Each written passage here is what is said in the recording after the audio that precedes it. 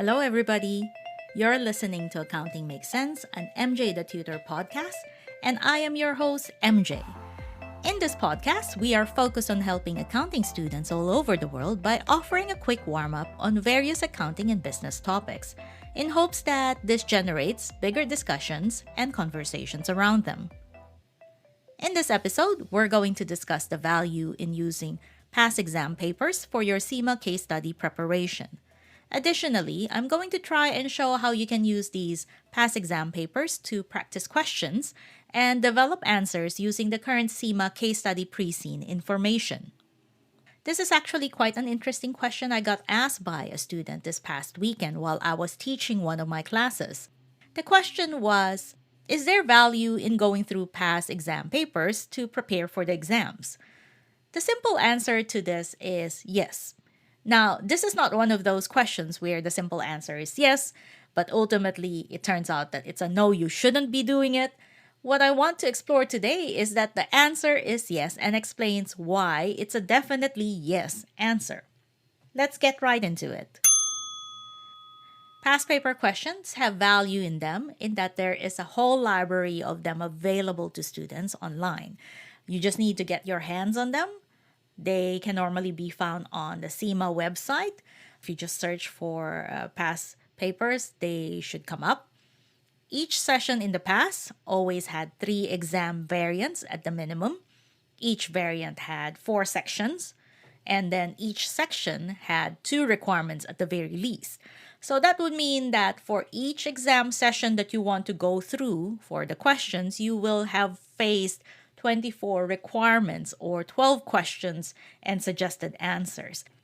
And you guys can imagine, CIMA has been running exams like this for a couple of years now, so there's a lot of available questions and answers for you guys on the website. This is at minimum. The general issue with using past paper questions is that the suggested answers that go with the past question do not always link back to the current pre-seen material and situation. So this is a bigger issue, especially if you can't really visualize how you can apply it to your current situation. Each session focuses on different pre-seen companies, and the companies come with their own set of background information, their strategies, strengths and weaknesses, etc.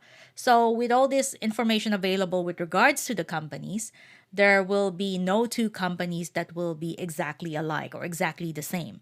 Hence, when you think about answers for specific questions, the answers will not exactly be the same. The trick is to read and face the questions on the past paper, but when you are thinking of the answers, you should use the current pre-seen backgrounder. You are actually essentially putting your own suggested answers together for the past paper questions, but you're just updating it to the company that you are going to be examined on. Now, in having done this, you may ask, well, if we are just looking at the questions and not focusing too much on the suggested answers, then is it okay if we just disregard the suggested answers? So I'd say no, because there is still some value in those as well. Granted, like I said, they may not link back exactly with the pre-seen company that you have now, but you should still be able to follow the way CIMA suggests how you should put together your answers and just interchange some of the logic and reasoning behind those suggested answers.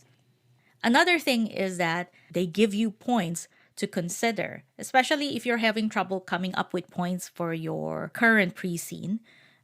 You may be able to use those suggested answers to come up with the points, or at least there's already a preloaded points that you can think on and think how it relates back to your pre-seen. For me to show this, I'm going to have to grab a question from a past paper and use that as an example. The question I'm using today is on the May and August 2021 CIMA Management Case Study Exam, Variant 5, Section 3, Requirement B. I repeat, it's May and August 2021 MCS Variant 5, Section 3, Requirement B. The question refers to a discussion of the characteristics of debt and equity as potential sources of finance as a result of a board decision. So for that particular session, the pre-seen company was a company called Trainer, which was an unquoted company offering executive training courses. When thinking about the discussion on funding sources, we know that there is a difference between what is available to quoted and unquoted companies, especially ones related to equity. The suggested answer on this particular requirement started off looking at specifics of the funding required for the venture. There are specific numbers that were shared on the suggested answers, which we could also look at and switch using the numbers on our current pre-seen where applicable. A few paragraphs then of the suggested answers continue to deal with debt and what the gearing ratio of Trainer was. This was then used to gauge how much it would affect Trainer's gearing ratio once the borrowing has been provided or obtained. In practical terms, we should also be able to use the gearing ratio of our current pre-seen company and determine how much effect that would have if additional borrowings were obtained. Now, onto the equity side of things, and here is where it gets interesting. Since this question asks for a discussion of funding sources, it's always a good idea to present sides to the discussion. And in this case, since we've already done a few paragraphs on debt, we should do a few on equity as well.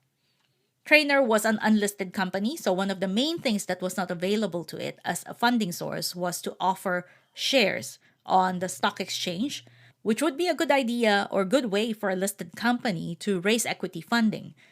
The next few paragraphs of the suggested answer dealt with how we could gain equity funding as an unlisted company. So things like offering rights issue came up in the discussion.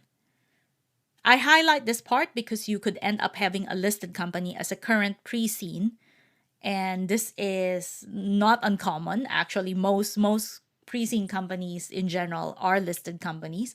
So in which case, if you get a listed pre-seen company, you could then add the discussion of offering shares on the stock exchange. How quick and easy it is, or how difficult and cumbersome it is, and whether it's a good idea or not to use such a way to fund your investments. So you see, even if the suggested answers do not totally link back to your current scenario, there are still ways for you to be able to use those answers to help you formulate good ones or good points for your current pre-seen. Please note that although I've used a management case study past paper, that this practice of going through the past papers can also be done with the operational case study and strategic case study levels. Anyway, that's it for me today. I hope you found this episode helpful. If you did, please do not forget to hit subscribe or follow to catch the next episode. As always, I thank you for listening to Accounting Makes Sense. I'm your host, MJ the Tutor. If you want to learn more tips and advice, you can visit the website at www.mjthetutor.com. Or if you want to connect through social media, I am available on Facebook, Instagram, and Twitter under the name MJ the Tutor. I hope to see you again next time. Ciao for now!